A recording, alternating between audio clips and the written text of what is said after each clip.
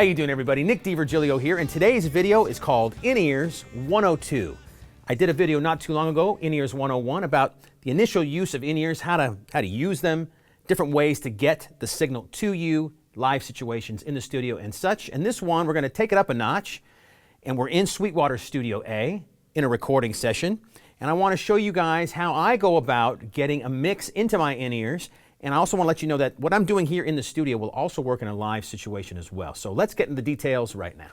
All right, there's a number of ways to get a mix to your ears when you're in a recording studio. One of the best ways is a personal monitoring system. The one we have here in Sweetwater Studios is an Aviom. This is it's an old school version. This is the A16 II. There's newer versions now, and there's also versions by a number of different companies. There's similar systems to this from Behringer, Roland, Hear Technologies, Digital Audio Labs, and even Allen and Heath. And at the bottom of this video, I'm going to give you some text with some links to all of these other models of the personal monitor system so you can check it out. And of course, your Sweetwater sales engineer can definitely help you out and get into the nitty-gritty and get you exactly what you need for your situation. But for here, we have an Aviom system. It's a really great way to dial in a sound from the player side.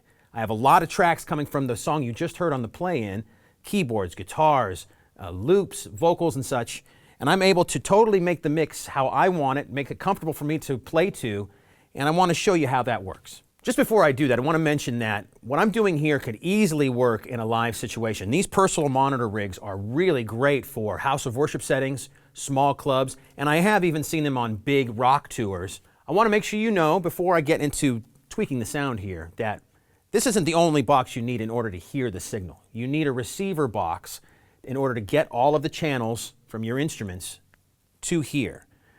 What that is, like in Sweetwater Studio A, we have a separate interface to just send the outputs of the monitoring signals to our Avioms here. It would be similar if you had a mixing desk on a live stage. You'd send the auxiliary sends to that receiver, and then everything goes out of a Cat5 cable from that receiver then to your personal mixer. That's what makes it so cool and really innovative.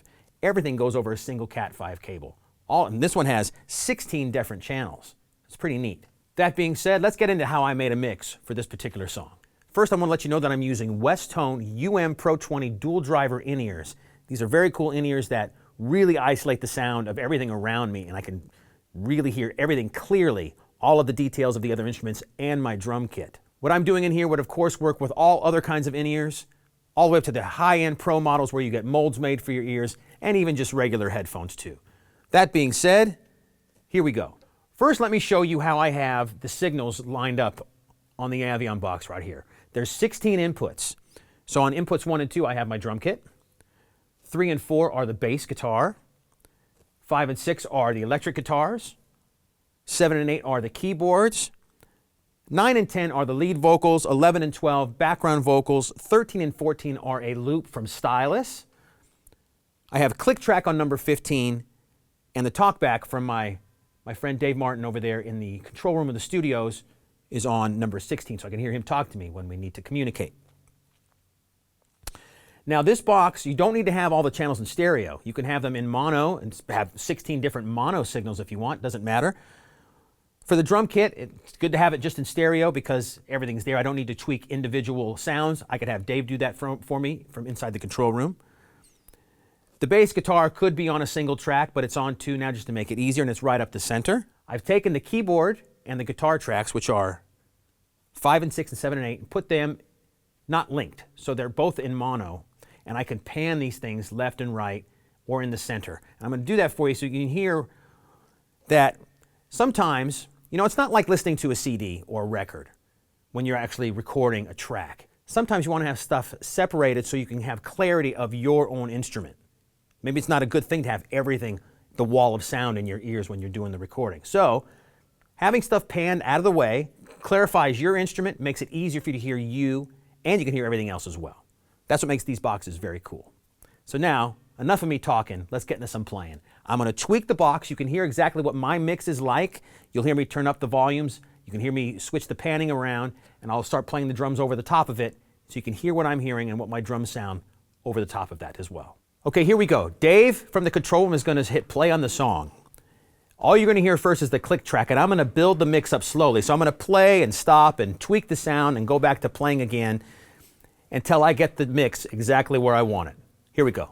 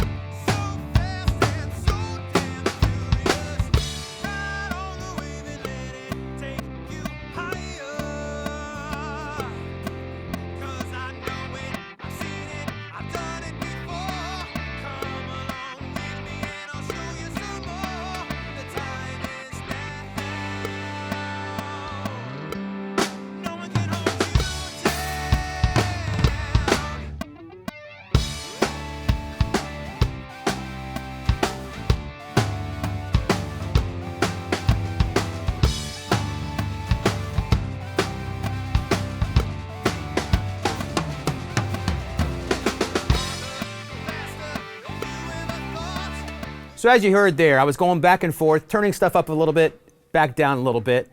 What I had mainly too was the guitars on one side and the keyboards on the other, because those are the two sounds that are making the biggest, that wall of sound. A lot of stuff going on, distorted guitars, even distorted keyboards. There's a Rhodes piano going on in there. So I didn't want to have all that stuff just in the center. I wanted to split that apart so I could really kind of hear what they're doing and play off of their rhythms. Then I got the bass guitar going a little bit, slowly brought in the lead vocal, tweaked the click track too just a little bit, and made my mix. And now I can record the song and feel comfortable about all of the different rhythmic stuff going on in the track. Meanwhile, if I want to go back and tweak the sound, turn anything up or down, repan it, it's all right here to my left, and I could do that very easily. So there you go, a very easy way to dial in your own mix. How cool is that? It's so fun to do, very easy. These boxes even have a little bit of bass and treble EQ. Some of the other boxes that I will give you links for have even more features as far as EQ is concerned. So again, you can get really into the weeds as far as making your mix just perfect for you. And for a live situation, it's awesome, especially if in your house of worship settings, your small club, even a big rock stage. To not have to get the monitor engineer's attention, maybe he's got something else going on, someone else might be talking to him, and you need something right then and there. To have the ability to just turn around and turn up what you need turned up, or down what you need turned down, or off, whatever you want, it's all right here in your personal monitoring system. So it's a very cool way to record in the studio or play live, and there's tons of options to choose from. Your Sweetwater sales engineer can totally hook you up with whatever you need for your exact situation. So if you want any more details on the Westone in-ears I'm using or any other Westone product, again, any of the personal monitoring systems that we sell here at Sweetwater, just contact your Sweetwater sales engineer, and thanks a lot for watching this video.